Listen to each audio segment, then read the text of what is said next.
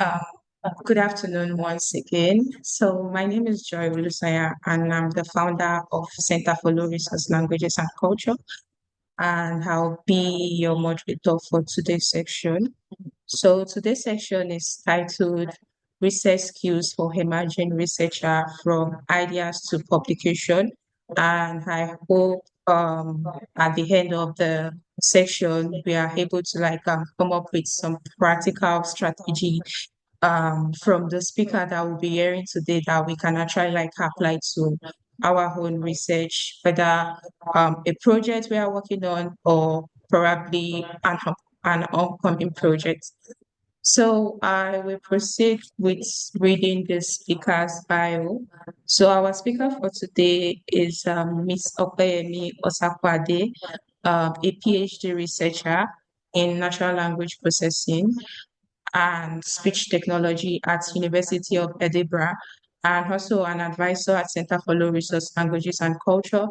Our research focuses on representation learning and evaluation for speech and language models in low resource and tonal languages, with emphasis on discrete speech units, tone modeling, and robustness to accent and prosodic variation.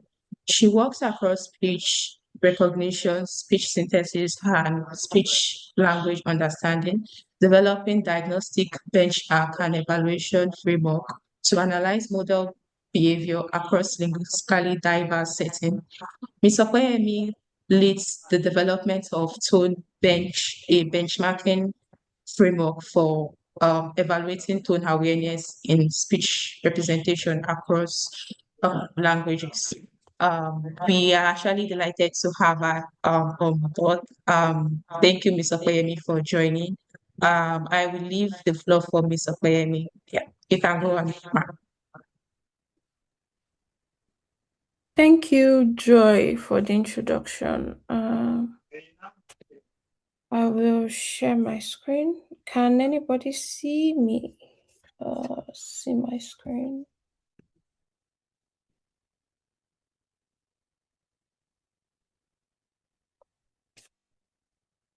We can't see your screen.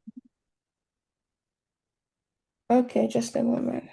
Am I able to share?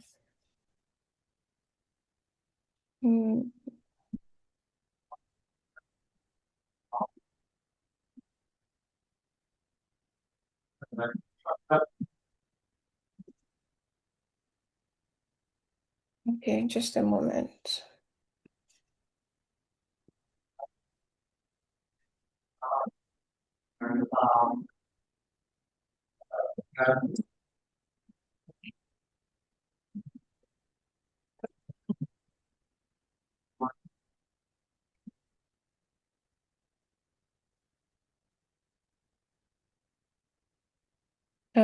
Just a moment, please. I'm trying to share my screen, but I have opened something wrongly.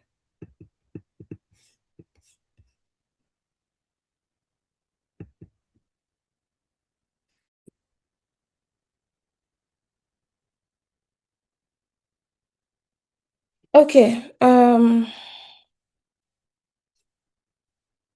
Thank you, Joy, for the introduction.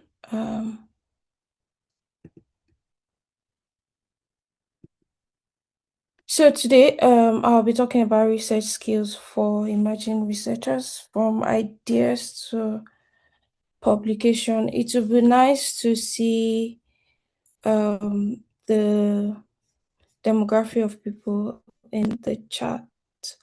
So it would be nice if you tell me how many papers you've published. Let's start from 0 to as many as possible so I can tailor this conversation better for us. So tell me in the chat if you've published a paper before or not. That will help me have the right conversation with us. I'll be looking into the chat to see that. I'm just looking for something like 0 or 1 4. Okay. Musimola has not published the paper before. Okay. Any other person? Anyway. Okay. So today's session, I will be talking about two important topics. The first one is how to write a high quality research paper, and then we'll talk about identifying and solving research problems. These two topics are very important, but I'll change the order of how I'll be addressing them. So we'll talk about identifying and solving research problems first, then we'll go into what a high quality research paper looks like. So the agenda for today we'll talk about we'll start from identifying a research problem. We'll start from identifying a research problem, then we'll talk about research gaps, then we'll talk about what makes a strong research question, and then we'll talk about what makes a high quality research paper. And I'll give a general advice, and then I'll be open to taking your questions. So to start a research generally, can someone in the chat tell me what you think would be the first thing to do when you want to start a research? What do you think is the first thing you would do if you had to start a research? For example, okay, I'll start from an undergrad research project. What do you think would be the first thing you would do if you had to start a research project?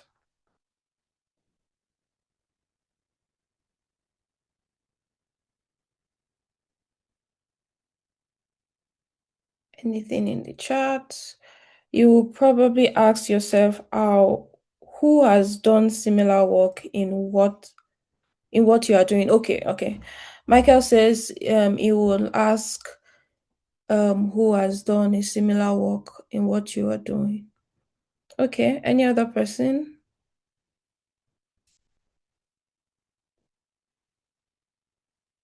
So I think Michael has gone a step ahead of what you will start with in this case.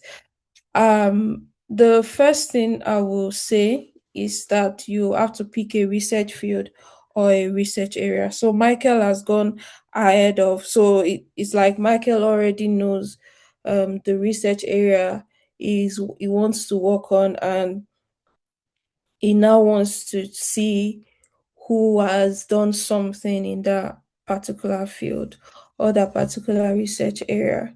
So the first thing is pick a research area, pick a field, for example, I wrote AI in healthcare, or say AI in agriculture, or you can think about um, things like AI in low resource languages. This is to give you a smaller point of view, um, where you can then pick your research question from. So first of all, pick a research field. Then the next thing will be to think about what problem do you want to solve in this particular field. You should not start with what topic should I work on, or what method is being used in this research field that I have picked, or what data should I collect, or anything. So a stronger point will be what's an important problem that needs to be solved in this area. and this will influence the quality of your research question, the quality of what your methodology will look like. So the quality of your research problem will help you to pick the right question to solve. Then you can now think about the method and what your results should look like and all of that. So a good research begins with identifying a meaningful problem.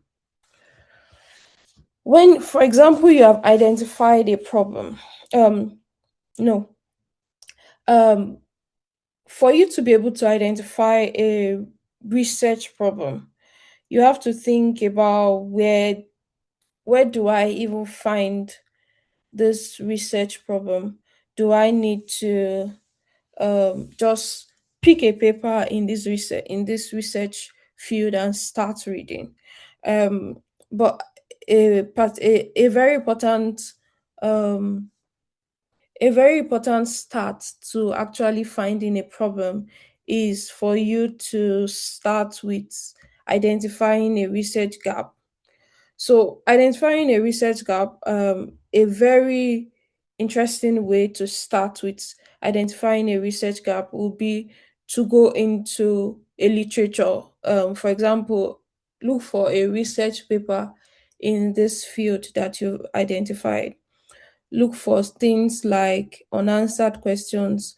For example, a paper is saying that um, for example, things we look for words like future work should do this, or one limitation of this particular study is that this, and that, or look for things in the literature review that says that, for example, to the best of my knowledge, no study has shown that, for example, speech representations are very good for low resource languages.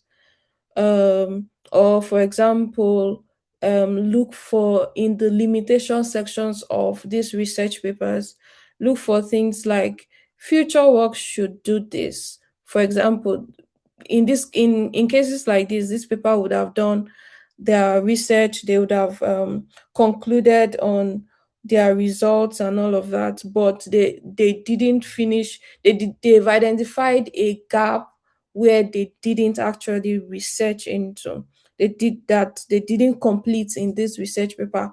That is why they will be able to identify that, okay, future work should be able to go in depth into this research. So these are the points that you need to look at when you are looking for a research problem in that field. So, example I have here is that, for example, future work should investigate whether this finding generates generalized to multilingual settings. Or so your research gap here will now show you that the, their current results they have not been validated in multilingual environment. So this can be a research gap for you to identify. Another way for you to identify research gap, for you to come up with a research problem, is when you look at real world challenges, for example, poor healthcare access, or climate change, or traffic congestion, or it could even be bias in AI technologies or accessibility, different things the based on real world challenges that you've seen, maybe at work or in a project that you've even worked on before, or even with conversing talking with people. So from real world challenges you can also find a research gap, and that will help you to come up with a research problem. Another way is looking at what already exists. This is also still going back into you reading research papers. You have to be able to say, okay, from what you've read in these research papers, how does this translate to low resource languages? You can think about the fact that, okay, speech recognition works well for English because it's high resource. How does this speech speech recognition model, how will it um how will it work if it is low resource? How will it work in a rural setting? Or how will it work? How does you can look at it in terms of you've seen a model that was applied in, for example, a a developed country. For example, you can look at image recognition for um, different settings, or maybe image recognition for um, a um, a setting. For example, what is termed as drinking water, or fetching water in a developed country. The image of fetching water in a developed country might not be the same as an image of fetching water in a rural environment. For example, I've seen research around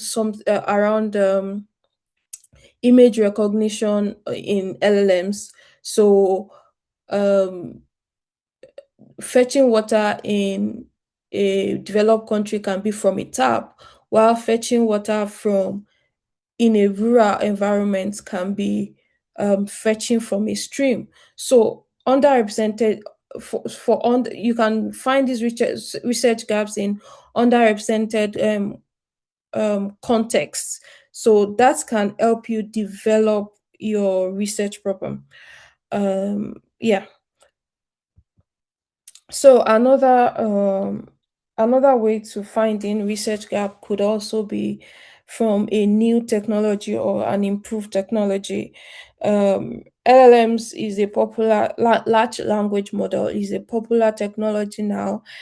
It's not as if large language models have not been in existence before, but because it is now large, like you have the capacity to learn tons of sentences at the same time in your data.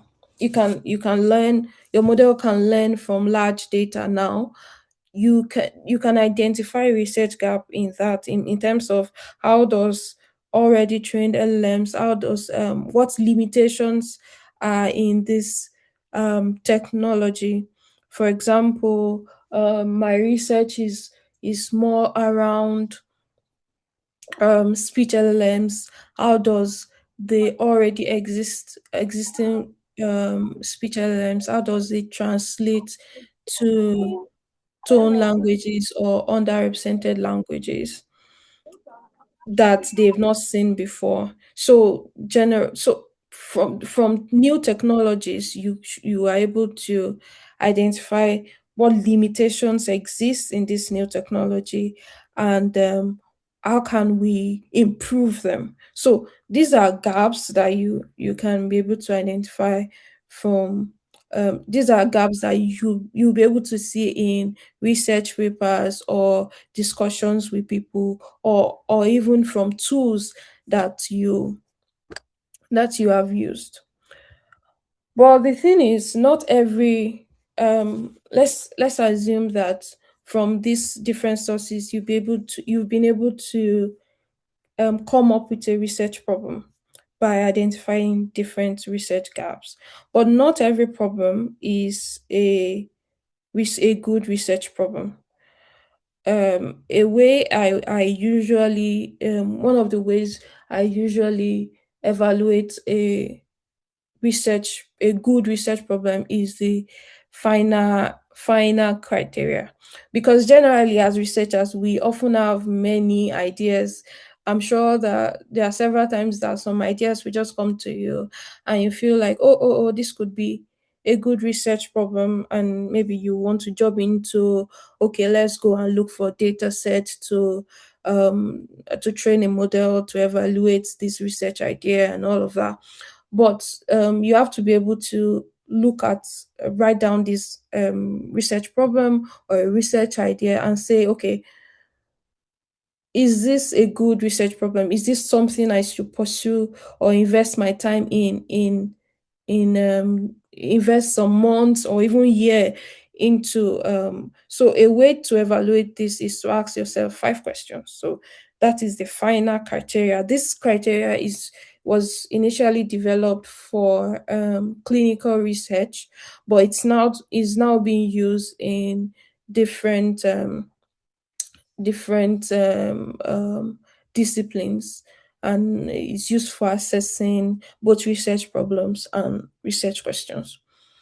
So the first one is this problem, is it feasible? If I pursue it, is it realistic for me to complete solving this, or solving a bit of it in the available time I have? Or is it possible for me to be able to solve a bit or fully solve this problem within a using this particular data set that I have access to, or within this resource that I have, maybe in terms of GPUs or anything? Just think broadly. Is it visible for you to pursue this research?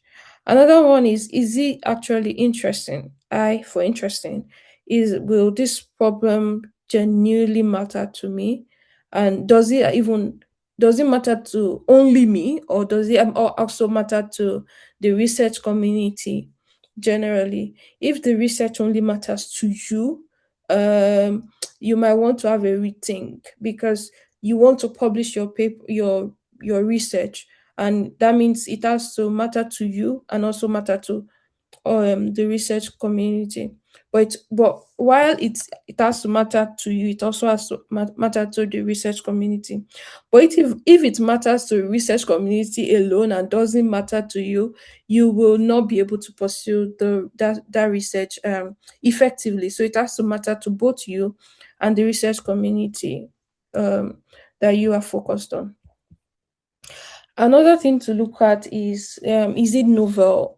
Novel in terms of, we have to bear in mind that there's not necessarily a new research, but as researchers, we are to fill in the gaps. So that is why we have to identify research gaps. So the main thing is not to definitely come up with a new knowledge, but it is research is more around standing on the shoulders of existing work. So does it contribute a new knowledge, or does it add to existing knowledge? So these are the things that a reviewer of your research problem, your research paper will look at. Is it novel? Is it a continuation of what already exists? And that is also why you have to do research literature review. These are the things you will be able to identify when you do research literature review. So does it add to new knowledge, or does it extend a body of work? So nowadays, with the rise in AI, it is very important for you to check if this problem this research problem you want to solve, can you conduct the research responsibly, and can you come up with something ethical? So you have to think about the ethics part of this research problem. When you are thinking about this problem, the solutions that are coming to you, or the solutions you are driving at, is it ethical? Do you think it is ethical enough? I know there are different definitions of something being ethical, but you have to ensure that it is responsible in terms of looking at the interest of the people that will be affected by this research. So you have to look at that this solution, the problem I'm trying to solve, can I solve it responsibly, and can I solve it ethically? Then also, is it relevant? Will it contribute to science and or industry? Will it contribute to society? So that is final criteria. So when you look at these 5 questions and you're able to answer them correctly, then you can now move forward with your research. So, identifying a research problem is not enough to go ahead with actually maybe gathering data or actually going to methodology or looking for models or anything like that. You have to identify a research question, and that helps you to narrow down what you want to achieve. So you need to transform it into a question that can be investigated scientifically.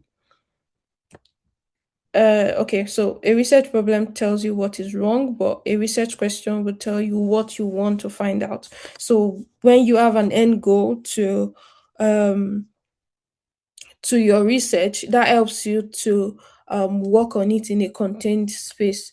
And a good research question must be clear, it must be focused, researchable, feasible, and significant. This is also, you can relate this to the final um, criteria that I mentioned earlier. So you can use that final criteria to both evaluate your research program and also your research question. So I have an example here. For example, I have identified a research area, say speech technology. That is very broad. Speech technology can be used in healthcare, can be used in education, can be used in different areas. But okay, I have now identified that the gap that current speech recognition systems perform well for English, but they struggle with tonal languages like Yoruba. So that is the gap I have identified. Um, I have then also said, okay, I will want someone in the chat to say what the research problem will be for this particular research gap. So I have identified the research gap. Can someone in the chat tell me what the research problem will look like? I'll give you a few minutes to do that.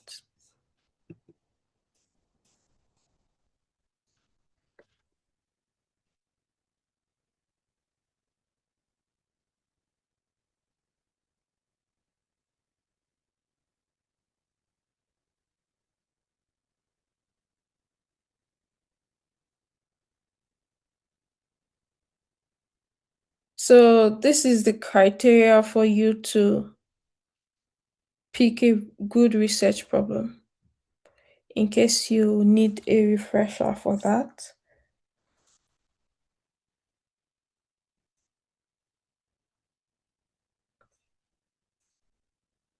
And this is my question. I have identified a gap and a research area and a gap. So what do you think would be a good research problem for this example?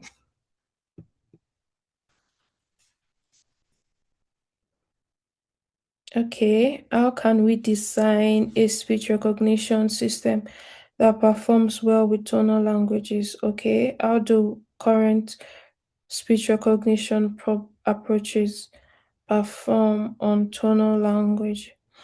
Okay, I think we are missing a point here. Um, you have moved to a research question, but um, we are trying to identify problem. Let's write a research problem.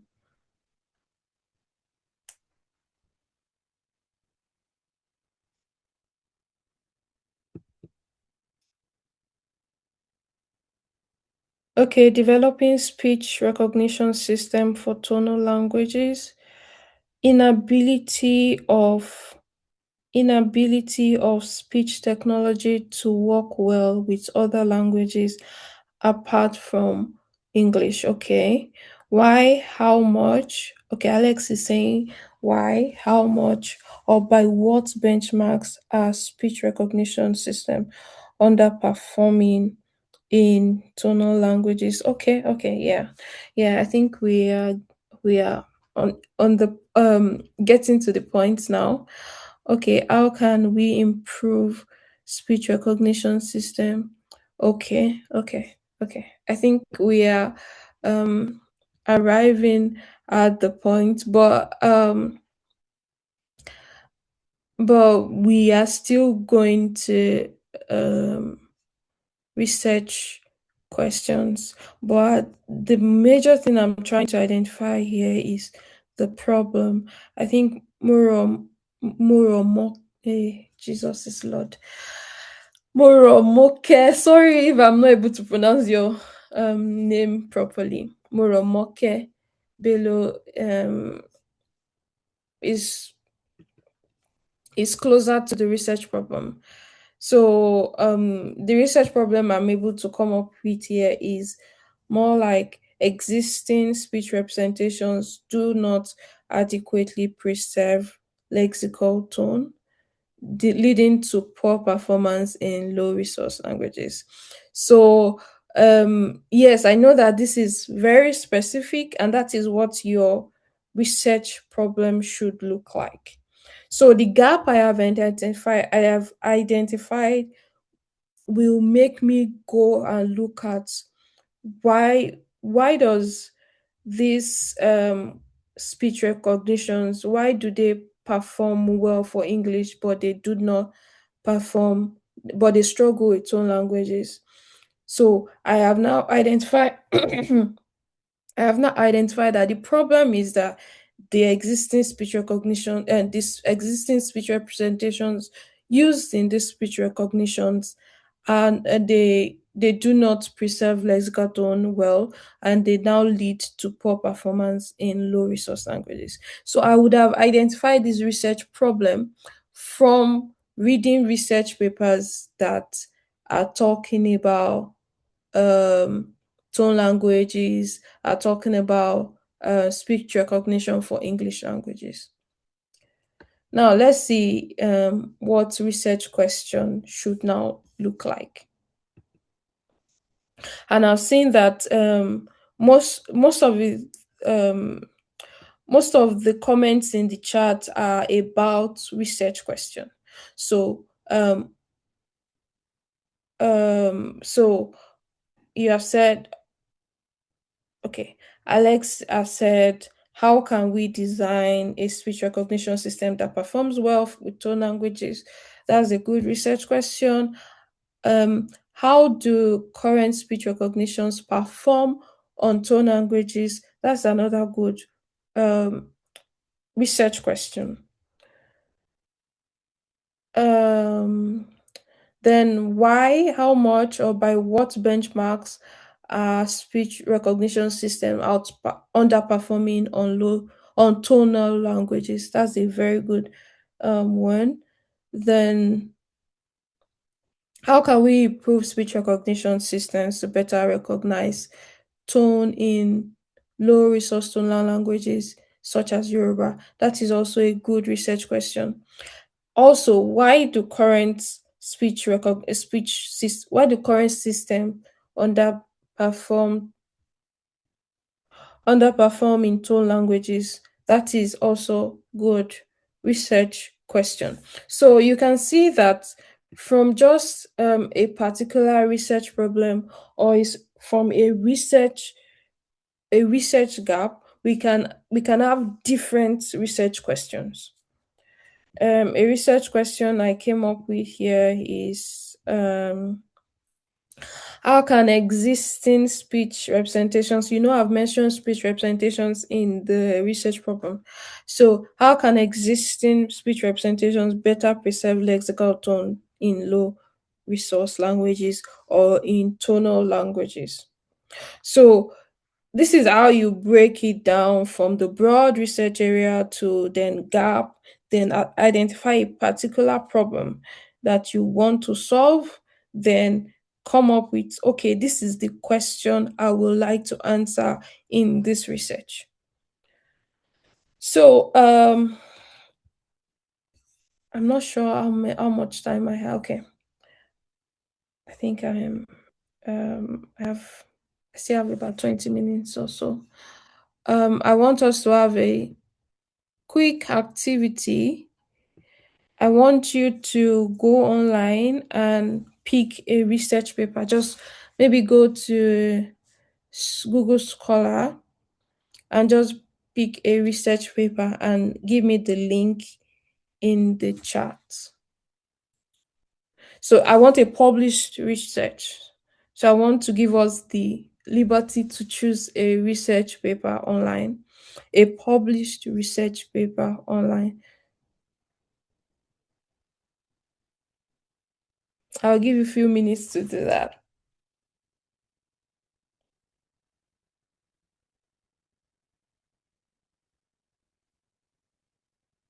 Let me get a thumbs up if you are if you are doing that, just for me to know. Okay. Okay. Yeah, thank you. Give me the link on the chat so I can. Okay. I'll pick the first one. Thank you. Okay, ìròyìn speech. Let's go for this. I will share my screen. Share this tab.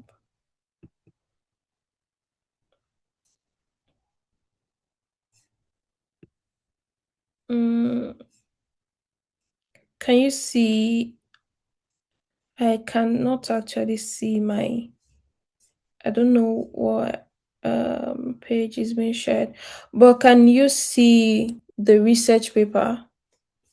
Yes, we Yeah. can see it now. Okay. So from this research paper that we have picked, let's go through it, and the aim is for us to identify the research the research problem.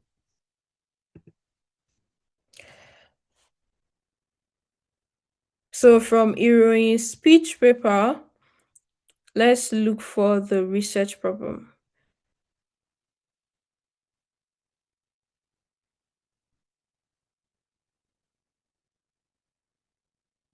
I'll be looking at the research at the chat.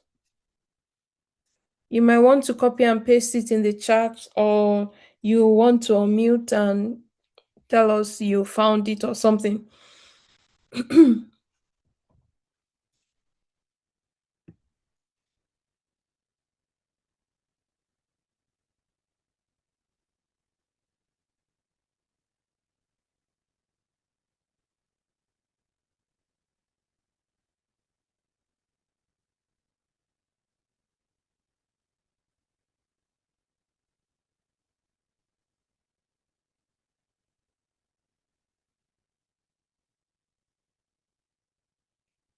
Has anybody found the research problem? Yeah, the question is that look at the ìròyìn speech paper that I am sharing on the screen and tell me what the research problem for this research paper is. There is limited high quality contemporary Yoruba speech data. Speakers of many African languages have no access to voice enabled applications in native languages. Yeah.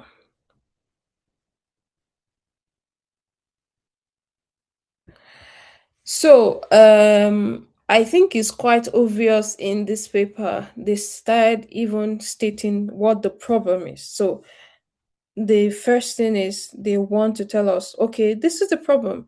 And the problem is speakers of many African languages have no access to voice enabled applications in their native language, in their native languages.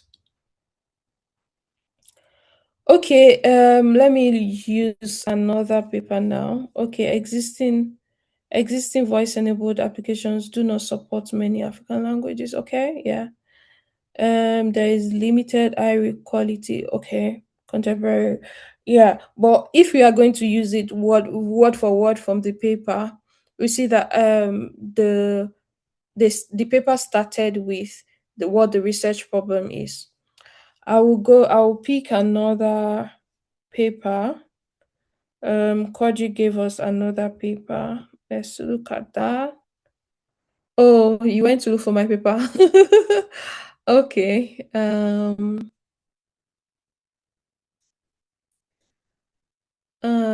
I'll share this tab. So from this paper, let's identify what the research problem is. So from lexical tone is hard to quantize. Let's identify what the research problem is.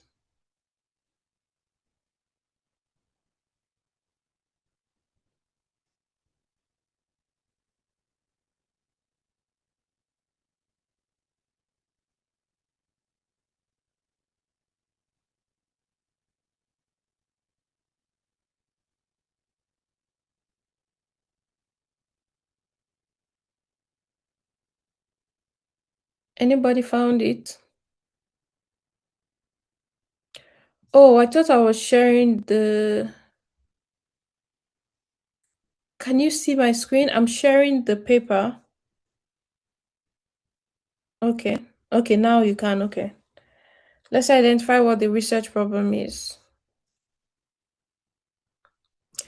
DSUs obtained using quantization tend to prioritize phonetic structure, which makes lexical tone less reliably encoded. Okay, okay. Yeah.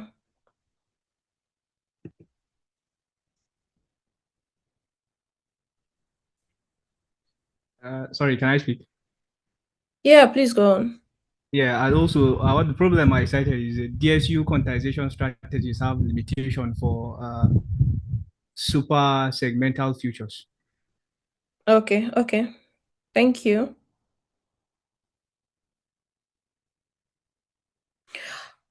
Okay.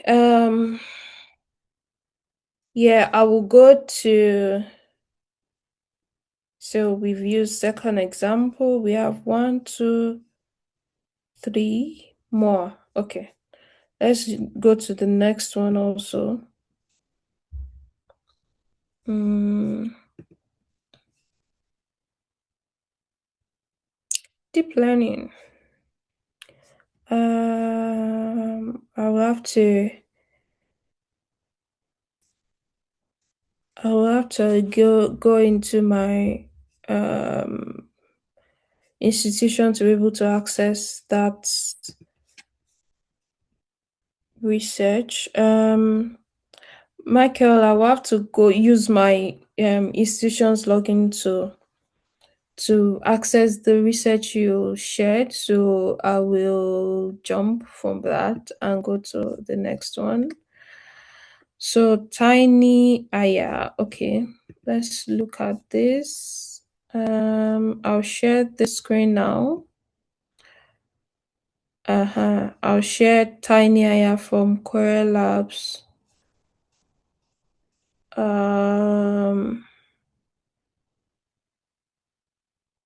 Are we able to identify the research problem from this one I'm now sharing? From tiny aya, bridging skill and multilingual depth.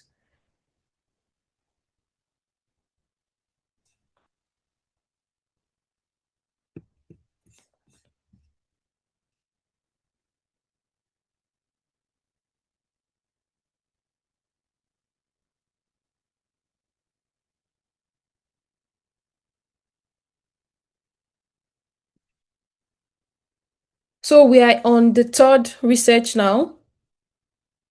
Tiny aya, that is bridging skill and multilingual depth. Performance gain often track the distribution of available data, reinforcing disparities between high resource and underrepresented linguistic communities. At the same time, the domain strategy for improving multilingual capability has relied on increasing model scale. Okay. Many researchers that raise the barrier to participation for many researchers and limits the adaptability of resulting systems. Okay. Multilingual language model do not perform well on underrepresented languages. Okay. One thing I'm trying to help us realize is that for all these 3 papers that we checked, you can see that from the first page, you are able to figure out what the research problem is. So this is what you should also be able to do when you write your research paper, or when you write a research. Make it easy that anyone that opens your research is able to identify what the research problem is, before they can then think about any other thing in the research. So let's go back to the presentation because of time.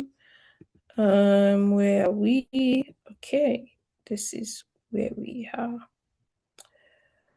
Okay, maybe before we go back into the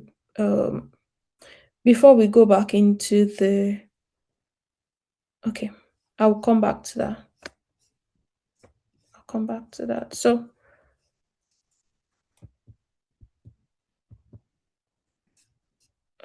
share this tab. So okay, there's a question in the chat. Okay, there's disparity between our resource and under research. Okay.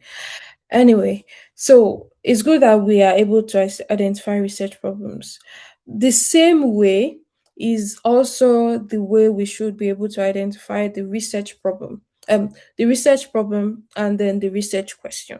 Those 2 are important. So if we want to go through all those the 3 research papers again, from the first page, you should also be able to identify what the research question is. So they will state what the problem is, then what the research question we want to answer in this paper is. So I will pause here and see if we have any question.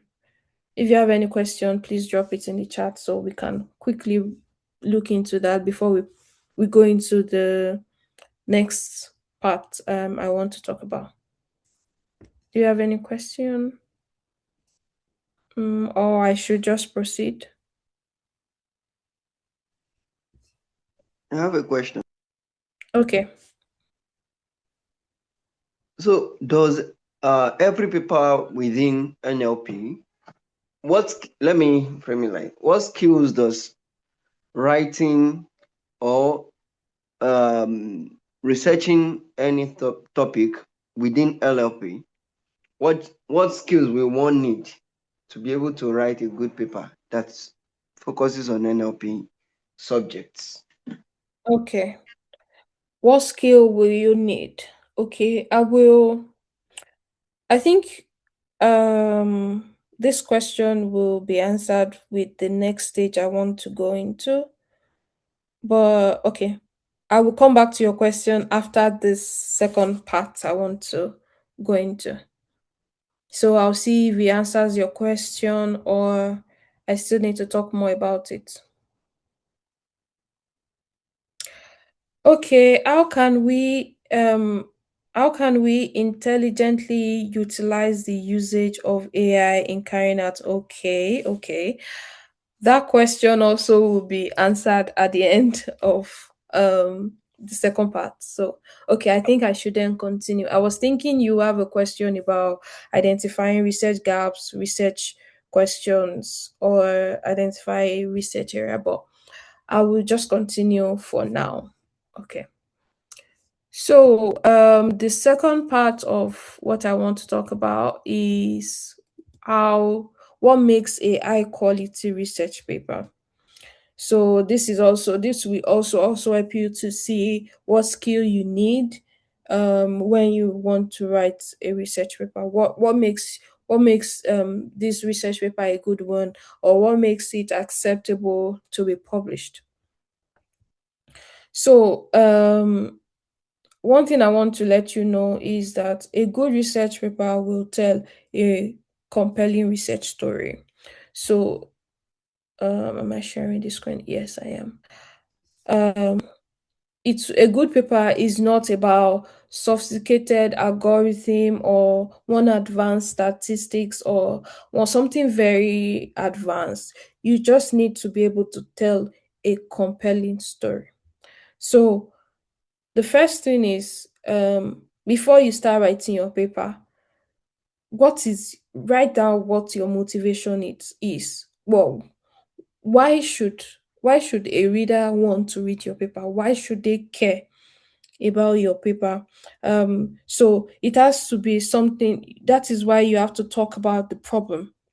Talk about the problem, explain how significant it is, and establish what the research gap is. So, for example, you can say the research problem is that um, existing models that have been trained in English do not um, for example, existing speech recognition model trained in English does not work well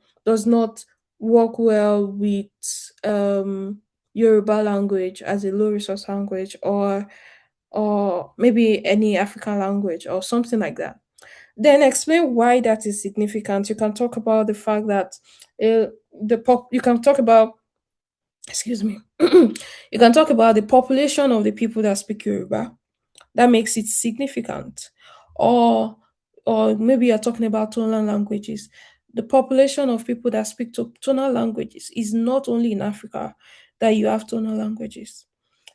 So look for what makes this research significant. What makes it important? Why should I care about this problem you are trying to solve? And then establish what the research gap is. The research gap is that the representations used in speech recognitions are um, the representations used, or the model used, or the technique used does not allow the important features in, for example, tone language to be captured. Something like that. Then, number two, you have to have a strong research question. So, we are going back to what I said previously. Your research question has to be well defined. Like, what is the objective? Well, just make sure it is specific. In cases where you want to test an hypothesis, something like, okay, your hypothesis is that when you maybe when you fine tune a model, it will when you fine tune a particular model, it will make the speech recognition for maybe Hausa language better, or when you improve the technique for training this model, or when you tweak a particular technique, will make maybe this will make this will improve the results of this particular model. Just make sure it is clear, make sure it is specific enough. You don't want to talk about different things in a particular research question. You can have like two research questions to be answered in a research paper or more, but just make sure it is very specific, that anybody that is reading it is able to understand what this particular thing is. Then, well, another thing that makes a good research paper can you can now think about the methodology. Ensure that the methodology you are choosing is appropriate for testing your hypothesis, or for testing or for answering the question. So ensure that it is transparent enough. What I mean by transparent is you have not, for example, in your data, in data curation for your model, how did you separate your train test from your test set from your validation set? Ensure it is transparent in your research paper that maybe you use 70% of this data is used for training, 30% is used for testing or something like that. Ensure it is transparent so that you it i- so that the person reading your research paper can also reproduce it. I've written reproducibility here. It should be reproducible. That means state, maybe this is the activation function I used in training the model. This is a particular model. This is how I fine tuned it. This is the number of epoch. These are the things that will make your research paper um, that will come together to be a good um, a good research story. Also, also in the methodology, I want us to also let me talk about the evaluation. Ensure that the way you are evaluating your model corresponds to the kind of research question you are trying to answer. For example, you cannot say you want to evaluate for tone and in speech recognition, and you are just giving us results about word error rate. That is not enough to tell me that there is tone, there is improvement in the tone, or there's improvement in the result for the tone. I'll have to rush now because of time. Anyway, so also give us credible evidence. What are the supporting claims? Give us good baselines. For example, you are trying to improve a model from evaluation for you want to improve a model that was trained in English. You cannot use a model that was trained in English to evaluate a totally different language. Give us a baseline in that language. Your research could be the first baseline, but give us a baseline to confirm the result of your research or your experimenting. Explain the experiments in details. Um, I've talked about meaningful evaluation, and it's also important to discuss the limitation of your work. For example, when you are evaluating your research or for example, you trained a speech generation model, and you have only um, three three listeners to that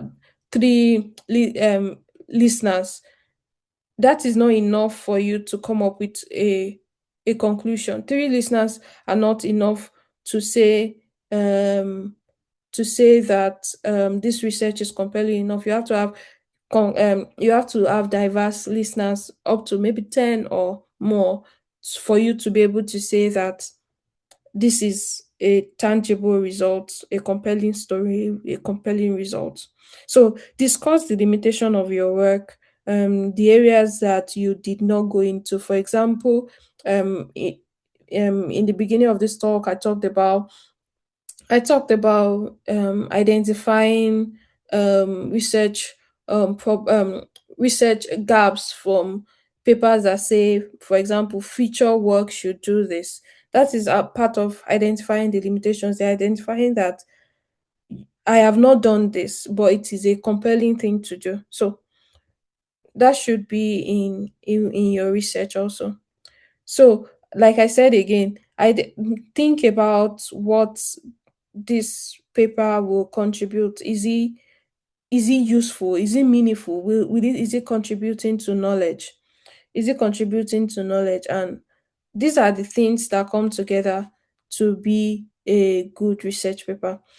And these are the things a reviewer will want to look at when you write your paper. Are you contributing to knowledge? Is the baseline, is it appropriate enough? Have you evaluated your results properly? Have you discussed your limitations? So these are the things that that will come together to be a high quality research. Also, so generally, I want a very important general advice I want to give overall is use AI tools intelligently. So you will not want to use AI tools to write your papers.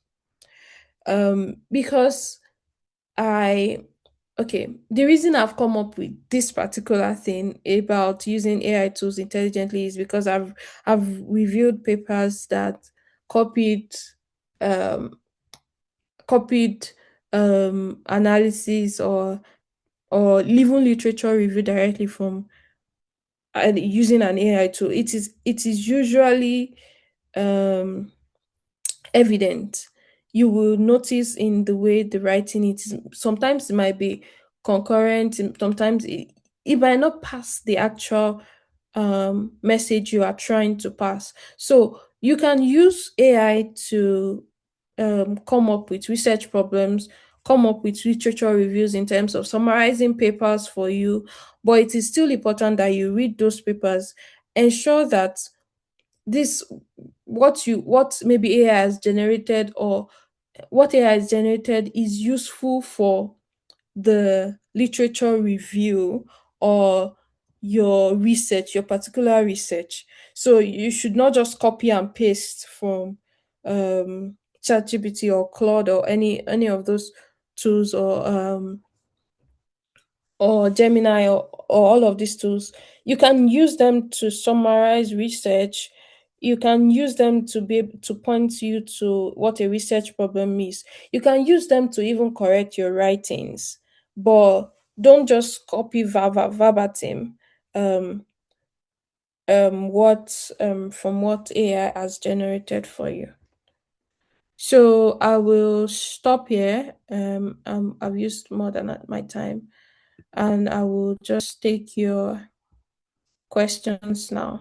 So if I've been able to answer your question, then it's a good one. But if I've not been able to answer it, please maybe you can unmute or you drop it in the chat. So the question about how can we intelligently utilize AI for carrying out research today? I would say you should use AI for research, like researching and not actual writing. Use AI, see AI as maybe a co-worker where you can also ideate with AI. Just use AI like for example, the way you will use Google search generally, that would be my own point of view. The way you will use Google search, like looking for ideas, trying to answer some things, some questions that you have. You can read what AI has generated, confirm the citations. You can even ask it to generate the citations for you, then go into those research papers, look into them, ensure that these things align with what you want to do at the moment.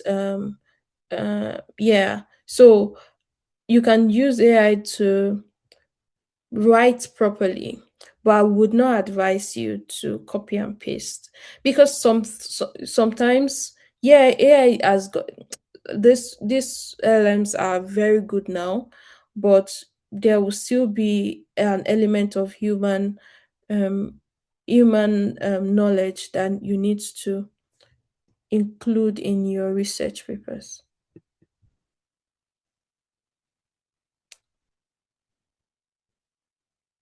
So, what are the skills required to write? Wait.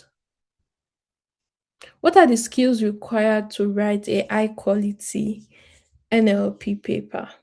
So, when you mean skills, I would say, uh, I think I need more. I need you to expand more on your question for me to answer properly. When you said skills, um, I was thinking the second part I went through would be enough to answer your question. But Okay. Quadri, if you want to expand more, yeah. Yes. Yes. So, as a beginner interested in NLP, the only thing I know how to do, let's say, is to write. But I'm not interested in NLP. So, do I need to say know how to run a model, or do I Okay. need to just say something like that?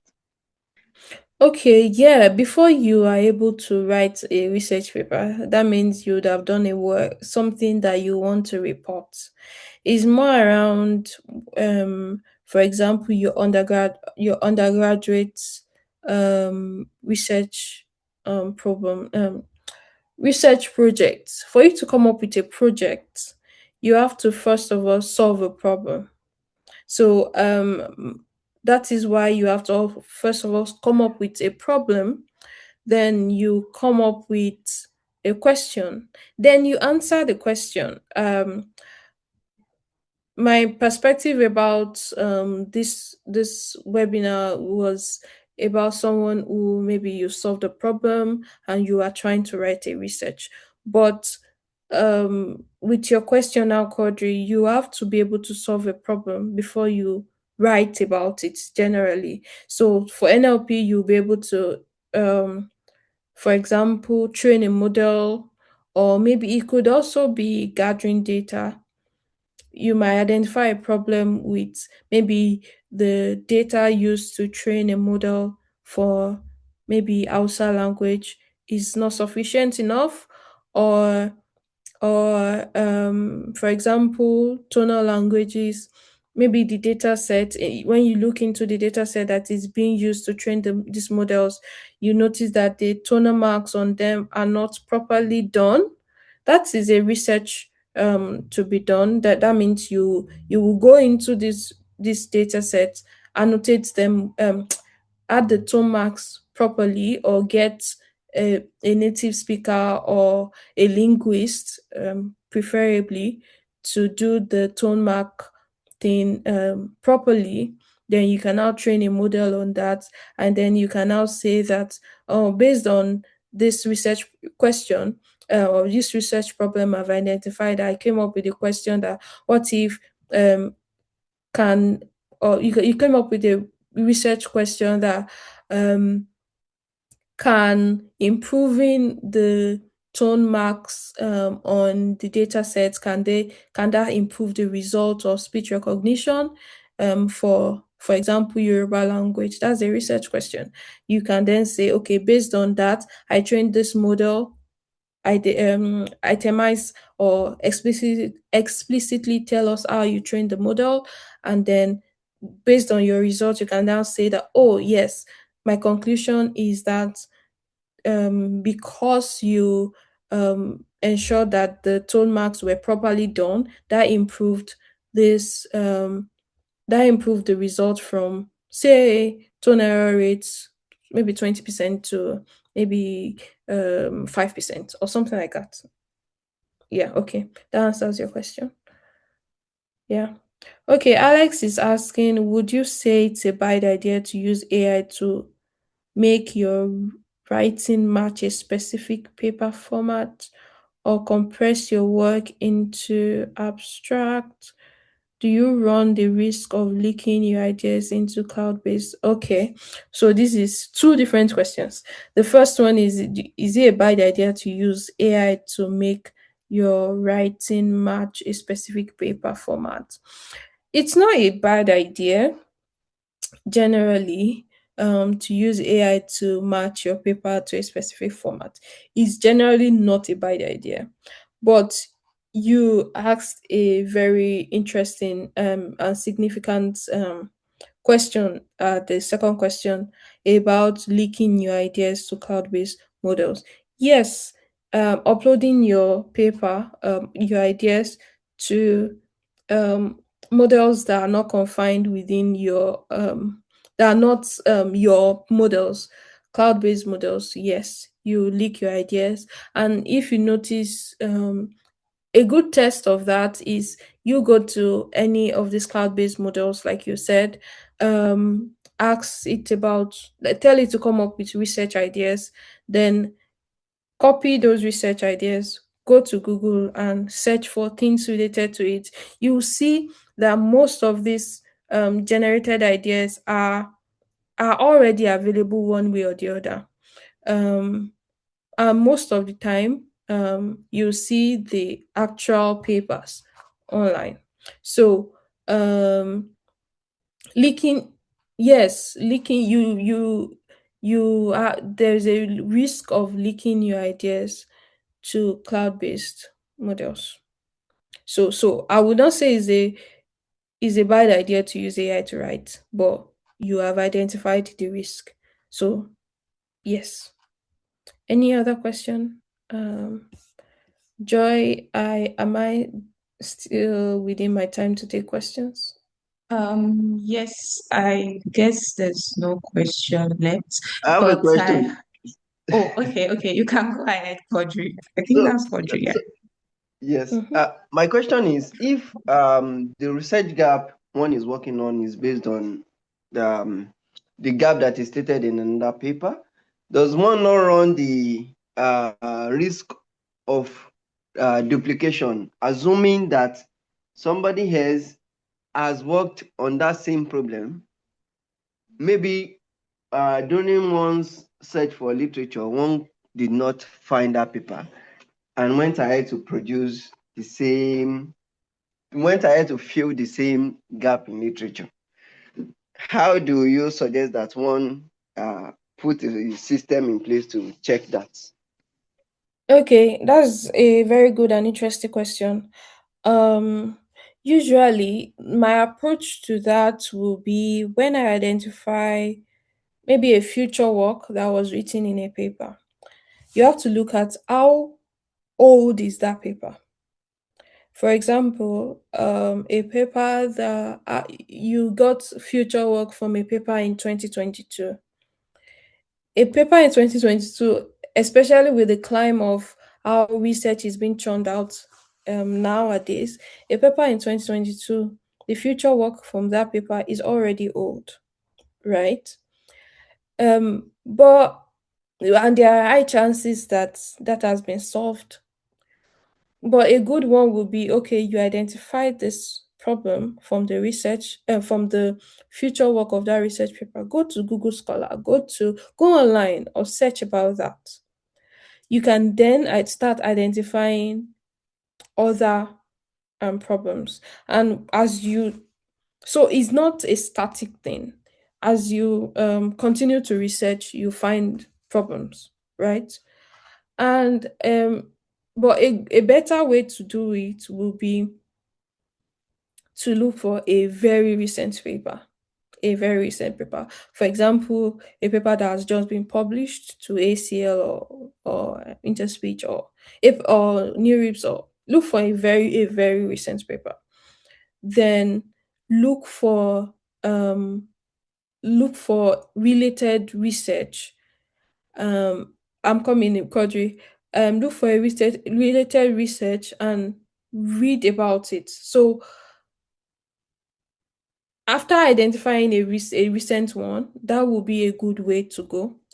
But I want you to also think about it, that the way you will approach a problem will be definitely different from the way I will approach a problem because of my background. The way you approach a problem of I can't think of a particular example now. So we will have different ways to look at a problem, and we will have different approaches to a problem. But the problem will not be that if you put your this is now the risk of AI. If you put this idea of the future work that you have to AI, you will most likely tend to do something that already exists, because the AI model is trained with internet data, right? You might be able to infer things that already exist. But so that this is why I'm still talking about that there should you always think about the fact that there should still be human capabilities or human skills involved in your research. You should not depend only on AI. Okay, I see Belos and up, but Quadri, do you want to say something before I go to Bello? Yes, please.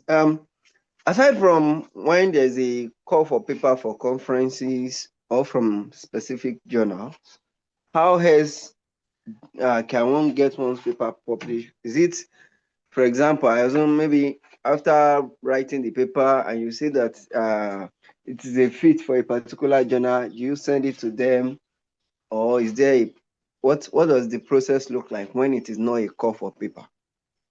Okay, when it is not a call for paper, yes, you can send to a journal, but for mm, well, depending on your choice, actually, you can put your paper on archive. An archive is not published, so depending on your choice.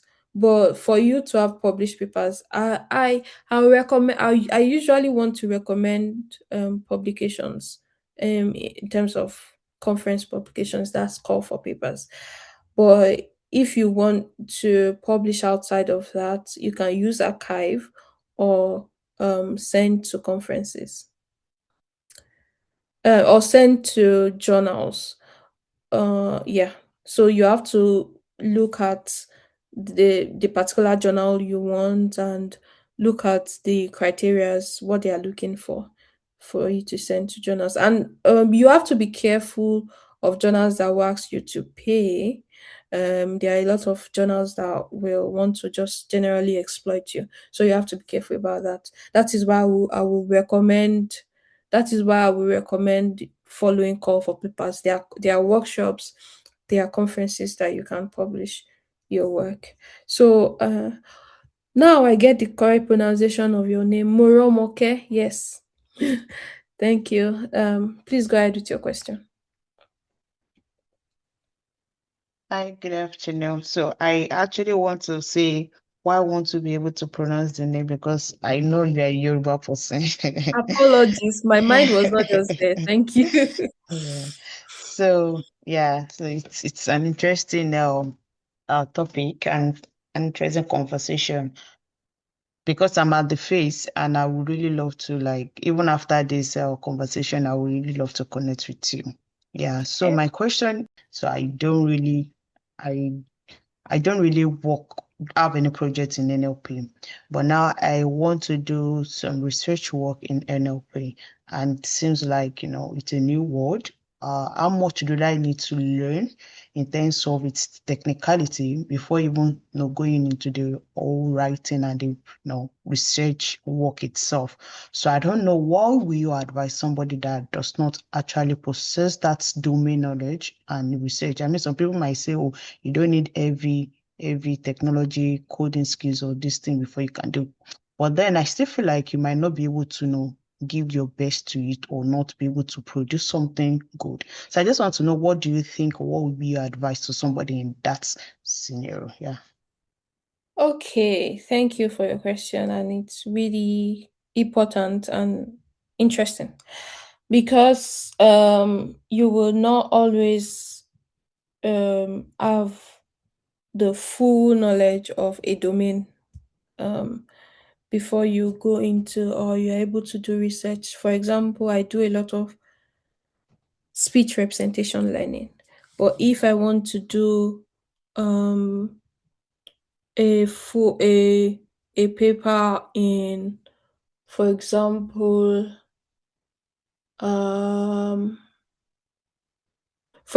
conversation AI, which is still speech, I will have to do some readings. So what I'm trying to say is the issue is not peculiar, it's a general problem. And one thing I would recommend is collaboration. Start with collaboration.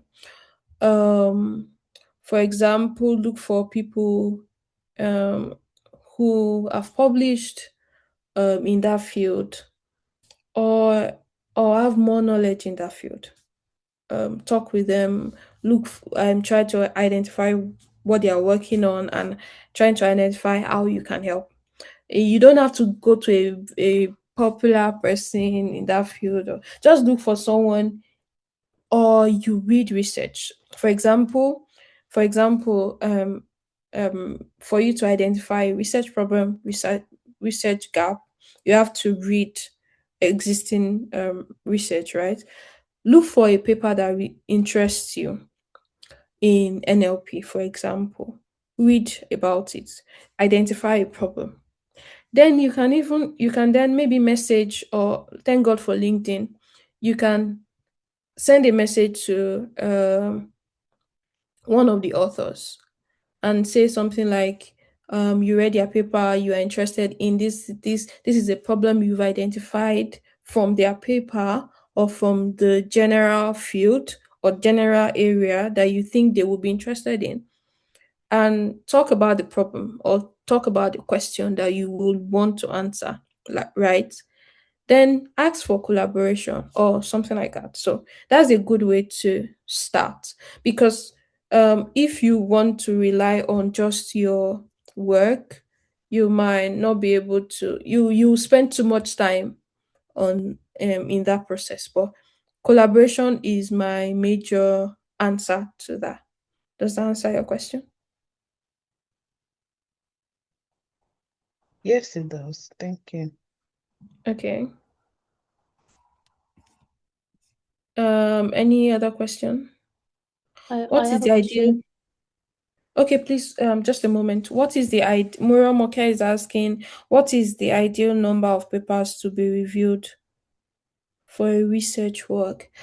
Oh, ideal. I don't think there's an ideal number of papers.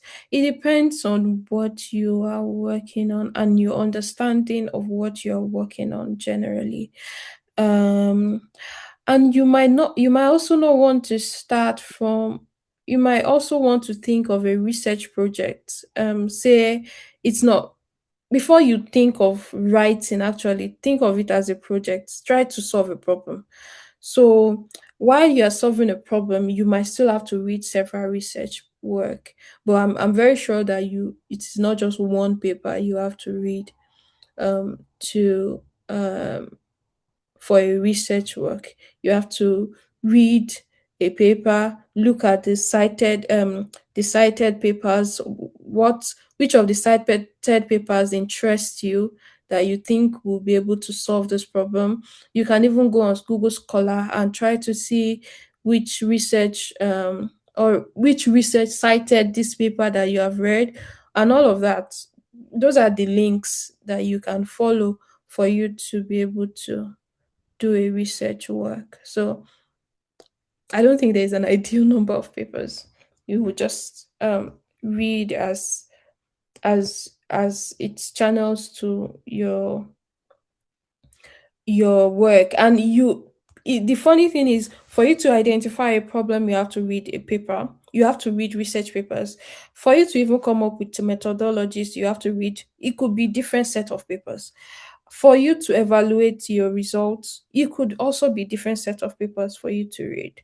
So there's no ideal number. Yeah, someone wanted to say something.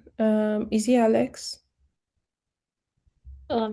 Yes. Hi, can you hear me? Yeah, I can. So I had a question about like how I can get feedback in while for a work in progress. One thing I've Mm-hmm. heard about is like you should submit to conferences and like maybe present a poster or something like that. Mm-hmm. But like if it's a work in progress, so like I actually had an opportunity to do that, but it was a work in progress, so it didn't have an evaluation yet. And so if you're trying to present like unfinished work, I wanted to ask how that how you should explain it, and if what kind of feedback like you can expect like in that kind of stage, and like general advice about like how to grow a work in progress that like has either like a poster or an abstract into a full paper. Mm. Okay, that's interesting. Thinking about that, I will say to get feedback on work in progress, you've mentioned that you need to give a poster. That's what I've been told, but Yeah, it's important that you give a poster. Look for opportunities to give posters. I'm very sure that, and yeah, there are also some opportunities to give extended abstracts. That's another one. You get feedbacks on that. You might want to look at research conferences that are not archival. For example, there are some workshops. You can find workshops that will not publish your work. There are a lot of that.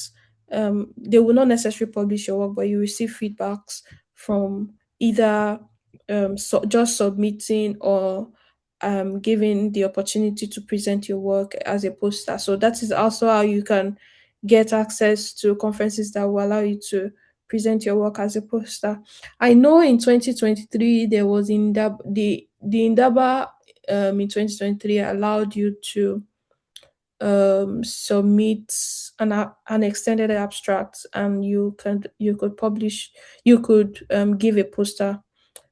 So yes, and another thing outside poster and workshop or conferences is, I would say, talking to people in that field, or talking to people you've read their paper in their field. You can actually message people on LinkedIn. I've done that several times. Whenever my work is still in progress and I want to get people's feedback on it, I can I can Google or look for the papers I've read that are very related, and I know that they will have opinions about my research.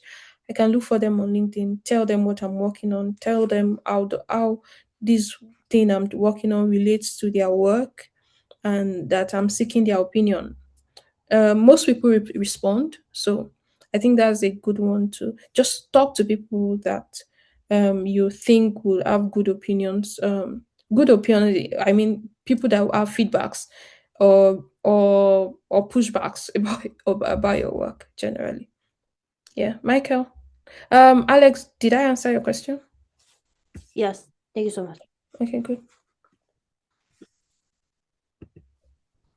Yeah, thank you so much, Opeyemi. My name is Michael. So, yeah, currently working on something with a supervisor, but in throughout your presentation, which was quite insightful, by the way, there is something that like really caught my eye, and it was about maintaining the rigor of evidence. So, could you possibly provide some guidelines on how to best structure and best present credible evidence, specifically when it comes to setting robust baselines, designing valid experiments, and performing objective evaluations for especially, yeah, just those three generally, really. I would be very interested in anything you would guide on. Thank you. Yeah, thank you for that question. When I said credible evidences, I meant it has to come from your data to methodology and evaluation. So, for example, I was talking about how you split your data. Make it clear how you splitted your data. Then make it clear how you did your experiments. For example, thinking about a very good example now. Hopefully, I come up with something like that. Just my point is to make it clear enough that someone in the field will be able to say that, okay, this is correct. For example, if you use, I'm trying to use an example that is general, but what is coming to me, it's particular to me. But for example, if you use discrete units, tell us how you got your discrete unit, tell us the method, tell us the training method, tell us what the representations are like, how did you do tokenization, how did you get your embeddings? How did you train your model? How many epochs? What are the hyperparameters you tuned? Things like that. That's what I mean credible. Credible also could be ensure that when I'm talking about data also, you have to be able to I should not think that from your result you've used your trained data as test data. From your, for example, showing me that word error rate for a speech recognition model is 5%, and you are telling me that is better than 20%. The previous, for example, your baseline is 20%. Your baseline is 20% word error rate, and your model is now, the model you are trying to publish for is now 5%. You have to tell me why that happens. Is it because you improved the model, or is it because you trained on better data? And also, a good example would be the same. For example, I'm trying to show that word error rate improved, right? um and I trained my baseline with a different data, and I'm training my actual model with a totally different data. That is not credible. You are not evaluating properly. So the data I used to train the baseline should be the data I used to train my actual model. So that there is no influence. The result is based on maybe improved model, and not because of the fact that you changed your data. Does that make sense, Michael? Yeah, it really Nice. does help a lot. Okay, thank you. And then maybe furthermore on that, is it okay to for example, possibly use other like metrics when you're evaluating other than like maybe like standard metrics? Standard metrics, other metrics. Okay, yeah. Can you give me an example to be able to answer your question properly? Like for example, if you did a literature review and you possibly found that that the one metric they are possibly looking at is probably performance on some task, on some popular task, for example, for maybe NLP. That's one thing. And then for example, I don't know how, okay, I'm not that well versed with speech recognition, but for example, you just highlighted something that actually triggered the question, which is, for example, word error rate. Like, I don't know like how standard that is as a metric.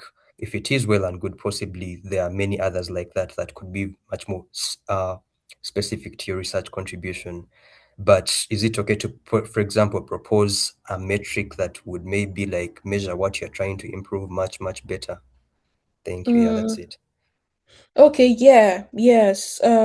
Word error rate, for example, the word error rate thing, it's more like the number of errors in the number of word errors in a particular sentence or something like that, or in the whole test data. Yes. For example, now my research around tone languages, I should word error rate, which is the standard, more like it is generally acceptable in speech recognition as a way to evaluate a model. But if I am saying I am evaluating tone errors, I shouldn't use word error rate as the only evaluation metrics. That means I would have to show that, yes, word error rate is a standard. I show that, okay, my word error rate reduced or not. But yes, I should then either propose a new method or a similarly different method to evaluate for tone error. So if I say my paper is evaluating for tone, then my evaluation should actually show tone errors.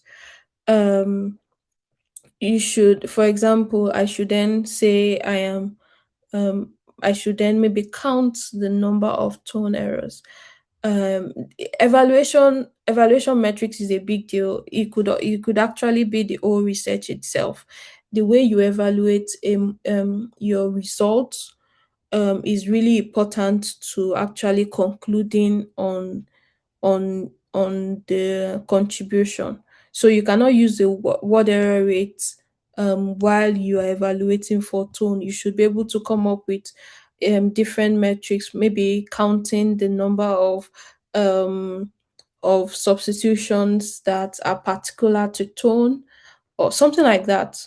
Yes, you shouldn't just use, because a particular evaluation metrics is common, does not mean is the only way to evaluate your research. Come up with evaluation methods that are actually solving actually showing that this problem is solved, or that that are really showing um the impact of your work. So yes, Michael, um yeah, that is it. I hope that answers. Yeah, thank you so much. It does. Okay. Okay. Thank you very much, Ms. Okwe, for the insightful presentation. And I hope we've actually like learned something new from this section and we can actually apply it to our research journey. So for further question, there's going to be a feedback form, then you can just input your question. Um, so if you want to like stay connected with us, like for future webinars, community activities, and also mentorship programs and the rest, you can actually fill the membership form. I've actually dropped it on in the chat box. So I think that will be the end of today's webinar. And thank you everyone for joining once again. Have a wonderful day. Yeah. Excuse me, I think that's Joy. Yeah, I cannot access the form via the link shared. I'm Okay. having the same problem. Yeah. A minute, please.